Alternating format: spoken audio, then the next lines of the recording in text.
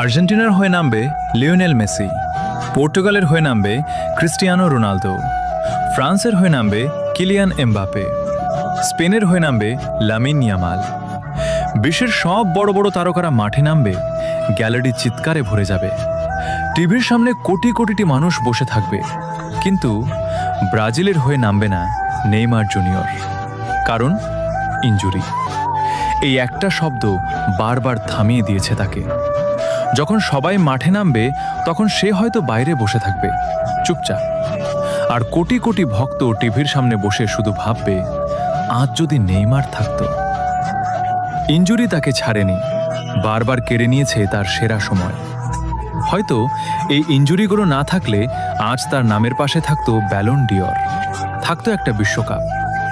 কিন্তু ভাগ্য সব সময় সবার পক্ষে থাকে না। নেইমারের গল্পটা ট্রফির না, নেইমারের গল্পটা কষ্টের। তবুও সে হার মানেনি, কারণ মাঠে না থাকলেও সে এখনো বেঁচে আছে তার ভক্তদের হৃদয়ে।